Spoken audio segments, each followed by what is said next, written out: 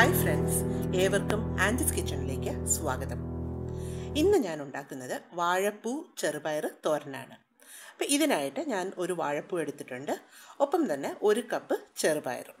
അപ്പോൾ ആദ്യം തന്നെ ഞാനിവിടെ ചെറുപയർ വേവിക്കാൻ പോവുകയാണ്. അപ്പോൾ അതിനായിട്ട് ഞാൻ ചെറുപയർ എടുത്ത് നന്നായിട്ട് കഴുകി വൃത്തിയാക്കി അതിനുശേഷം ഞാൻ കുക്കറിലേക്ക് ഇതിട്ട് കൊടുക്കുകയാണ്. അപ്പോൾ നമുക്ക് വേണമെങ്കിൽ ഈ ചെറുപയറിനെ നമുക്ക് കുതിർത്തതിന് ശേഷം യൂസ് ചെയ്യാം. അപ്പോൾ അങ്ങനെയാണെങ്കിൽ ഒരു 3 തൊട്ട് 4 മണിക്കൂർ വരെ നമുക്കിതിന് കുതിർത്തതിന് ശേഷം പിന്നെ വേവിച്ചെടുക്കാം. അപ്പോൾ ഞാനിവിടെ കുതിർക്കുന്നില്ല, ആദ്യമേ തന്നെ നേരിട്ട് കുക്കറിലിട്ട് വേവിക്കുകയാണ്. അപ്പോൾ 1 കപ്പ് ചെറുപയറിന് ഞാനൊരു 1.5 കപ്പ് വെള്ളം ചേർത്ത് കൊടുത്തിട്ടുണ്ട്. എന്നിട്ട് ഇതിനെ ഞാൻ ഒരു സ്റ്റീം വന്നതിന് ശേഷം താഴ്ന്ന ടെമ്പറേച്ചർ, അതായത് സിമ്മറിലിട്ടിട്ട് ഒരു 10 മിനിറ്റ്സ് വേവിക്കുകയാണ്. അപ്പോൾ നമ്മുടെ ചെറുപയർ വെന്ത് കിട്ടും. അപ്പോൾ ഞാൻ വേവിക്കാൻ വെക്കുകയാണ് ചെറുപയറിന്. ഇനി അടുത്തതായിട്ട് ഞാൻ ഈ വാഴപ്പൂ ക്ലീൻ ചെയ്യാൻ പോവുകയാണ്. അപ്പോൾ വാഴപ്പൂ ഇതേപോലെ എടുത്തിട്ട് അപ്പോൾ ഏറ്റവും പുറത്തുള്ള ഏതളും അതിൻ്റെ ഒപ്പം തന്നെ അതിൻ്റെ തേൻ ഉള്ള, അതായത് സ്റ്റേമനും നമുക്ക് ഇതേപോലെ എടുത്ത് കളയാം. അപ്പോൾ ഏറ്റവും പുറത്തൊക്കെ ഉള്ള പെറ്റൽസിന്, അതായത് എതളുകൾക്ക് നല്ല ഡാർക്ക് കളറായിരിക്കും. അത് ഞാൻ ഏകദേശം അതായത് എളുപ്പം മാറ്റാവുന്ന എല്ലാ കവറും, അതായത് എല്ലാ എതളും ഞാൻ ഇതേപോലെ എടുത്ത് കളയും. എന്നിട്ട് കുറച്ച് ടൈറ്റായിട്ട് നിൽക്കുന്ന ഭാഗം മാത്രം വെച്ചിട്ടാണ് ഞാനതിനെ അരിഞ്ഞെടുക്കാൻ നോക്കുന്നത്. അപ്പോൾ നിങ്ങൾക്ക് ഇവിടെ കാണുന്നുണ്ട്, ഏറ്റവും പുറത്തുള്ള ഡാർക്ക് എല്ലാം മാറ്റി ഇപ്പോൾ ലൈറ്റ് ബ്രൗൺ ഉള്ളത് മാത്രമേ ഇവിടെ കയ്യിലുള്ളൂ. ഇനി ഇതിനെ ഞാൻ നന്നായി കഴുകിയതിന് ശേഷം ഇതിൻ്റെ തണ്ട് വെട്ടിക്കളഞ്ഞു. അപ്പോൾ ഇതാണ് നമ്മളിനി അരിഞ്ഞ് എടുക്കാൻ പോകുന്ന വാഴപ്പൂവ്.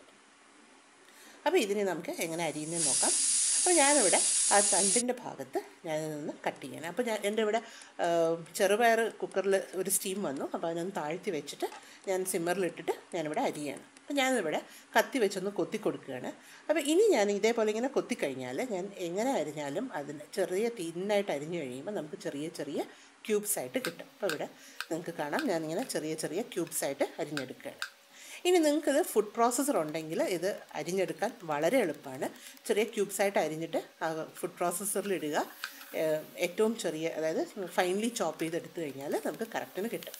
അപ്പോൾ ഫുഡ് പ്രോസസ്സർ ഇല്ലാത്തവർക്ക് വേണ്ടിയിട്ടാണ് ഞാനിവിടെ കയ്യിൽ വെച്ച് കൊത്തി അരിയുന്നത് കാണിക്കുന്നത്. അപ്പോൾ ഇത് കുറച്ച് ടൈം എടുക്കും ഇത് അരിഞ്ഞ് കിട്ടാനായിട്ട്.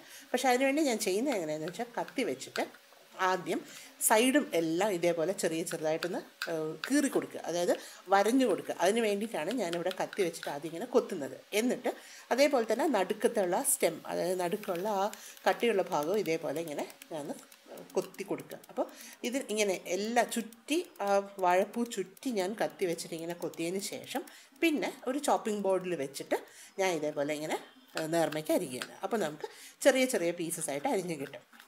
അപ്പോൾ പ്രത്യേകം ശ്രദ്ധിക്കേണ്ടത്, നമ്മൾ ഇത് കൊത്തി അരിയുമ്പോൾ എല്ലാ ഭാഗത്തും നമ്മുടെ കത്തി കൊണ്ടുള്ള ആ കൊത്ത് കിട്ടണം, എങ്കിൽ മാത്രമേ നമുക്ക് ഇതേപോലെ ചെറുതായിട്ട് അരിഞ്ഞ് കിട്ടത്തുള്ളൂ. അപ്പോൾ ഞാൻ ഇതേപോലെ കംപ്ലീറ്റ് വാഴപ്പൂവും അരിഞ്ഞെടുത്തിട്ടുണ്ട്. ഇപ്പോൾ നിങ്ങൾക്ക് ഇതിൽ കാണാൻ നിറയെ നാരൊക്കെ ഉള്ളത്. ഇനി നമുക്ക് ഇതിൻ്റെ തോരന് വേണ്ടിയിട്ടുള്ള അരപ്പ് തയ്യാറാക്കാം. അപ്പോൾ ഞാൻ ആദ്യം തന്നെ ഒരു മിക്സർ ബൗളിലേക്ക് ഒരു 3 അല്ലി വെളുത്തുള്ളി ചേർത്തു. ഒപ്പം തന്നെ ഒരു 2 ടീസ്പൂൺ നല്ല ജീരകം ഇതിലോട്ട് ചേർത്തു. അപ്പോൾ ഈ ജീരകവും വെളുത്തുള്ളിയും കൊണ്ട് ഒരു നല്ല മണം കിട്ടും നമ്മുടെ തോരന്. പിന്നെ ഇനി ഞാൻ ചേർക്കുന്നത് തേങ്ങയാണ്. അപ്പോൾ ഞാനിവിടെ ഒരു 1.5 കപ്പ് തേങ്ങ ചിരകിയത് ചേർത്ത് കൊടുക്കുകയാണ്. അപ്പോൾ നിറയെ തേങ്ങ ഉള്ളപ്പോൾ നമ്മുടെ തോരന് നല്ല ടേസ്റ്റ് കിട്ടും. പിന്നെ ഞാനൊരു 3/4 ടീസ്പൂണോളം മഞ്ഞൾപ്പൊടി ചേർത്തിട്ടുണ്ട്. ഒപ്പം തന്നെ കുറച്ച് ഉപ്പ്. അപ്പോൾ ഞാൻ ഇവിടെ കുറച്ച് ഉപ്പ് ചേർക്കുന്നുണ്ട്, പിന്നെ തോരനിലും ചേർക്കും. പിന്നെ ഒരു 5 കാശ്മീരി മുളക്. അപ്പോൾ കാശ്മീരി മുളക് ചേർക്കുമ്പോൾ എരിവ് കുറച്ച് കുറവായിരിക്കും, മറ്റേ മുളകാണെങ്കിൽ കുറച്ചുകൂടി എരിവ് കിട്ടും. പിന്നെ ഞാൻ ഒരു പച്ചമുളകും ചേർക്കുന്നുണ്ട്. അപ്പോൾ ഇത് നല്ല എരിവുള്ള പച്ചമുളക് ആയതുകൊണ്ടാണ് ഞാൻ 1 ചേർക്കുന്നത്. നിങ്ങൾക്ക് എരിവിനനുസരിച്ച് പച്ചമുളകിൻ്റെ എണ്ണം കൂട്ടുകയോ കുറയ്ക്കുകയോ ചെയ്യാം. പിന്നെ ഞാൻ ഒരു 2 കമ്പ് കറിവേപ്പില ചേർക്കുന്നു. ഇതെല്ലാം കൂടി നമുക്കൊന്ന് മിക്സിയിലിട്ടിട്ട് ഒന്നൊന്ന് ഉടച്ചെടുക്കാം. അതായത് നന്നായിട്ട് അരച്ച് ഫൈൻ പേസ്റ്റ് ഒന്നും ആക്കണ്ട, ജസ്റ്റ് ഒന്ന് ഉടച്ചെല്ലാത്തിനെയും കൊണ്ടൊന്ന് ഉടച്ച് ചേർത്തെടുക്കാം. അപ്പോൾ നമ്മുടെ അരപ്പ് തയ്യാറായിട്ടുണ്ട്. ഇനി ഞാനതിനെ വേവിക്കാനുള്ള ഒരു പാൻ എടുത്തിട്ട് അതിലേക്ക് ഒരു 2 ടേബിൾ സ്പൂൺ വെളിച്ചെണ്ണ ചേർത്ത് കൊടുക്കുകയാണ്. എന്നിട്ട് എണ്ണ നന്നായി ചൂടായതിനു ശേഷം അതിലേക്ക് ഒരു ടീസ്പൂൺ കടുക് ചേർത്തു. എന്നിട്ട് നമുക്ക് ഈ കടുകൊന്ന് പൊട്ടാൻ അനുവദിക്കാം. കടുകെല്ലാം പൊട്ടിയതിന് ശേഷം ഞാൻ ഇതിലേക്ക് ഉള്ളി ചേർത്ത് കൊടുക്കുകയാണ്. അതായത് സവാള, ഞാനിവിടെ ഒരു സവാള എടുത്തതാണ്. ഈ സവാള ചെറുതായി കൊത്തി അരിഞ്ഞത്, അതായത് നമ്മൾ താളിക്കാനൊക്കെ അരിയില്ല അതേ സൈസിൽ ഞാൻ അരിഞ്ഞ് എടുത്ത ഉള്ളിയാണ്. അപ്പോൾ ഈ ഉള്ളിയെ നമുക്കിതിലോട്ട് ചേർത്ത് ഈ എണ്ണയിൽ ഹൈ ഫ്ലെയിമിലിട്ട് തന്നെയാണ് ഞാൻ ചെയ്യുന്നത്. എണ്ണയിലിട്ടൊന്ന് സോട്ട് ചെയ്യാം. എന്നിട്ട് ഒപ്പം തന്നെ ഞാൻ ഒരു അര പച്ചമുളക് കൂടി ചേർത്ത് കൊടുത്തു. അപ്പം നമ്മൾ നേരത്തെ ഒരു പച്ചമുളക് ചേർത്തിട്ടുണ്ട്. ഇവിടെ ഞാൻ ഒരു അര പച്ചമുളക് ചേർക്കുന്നു.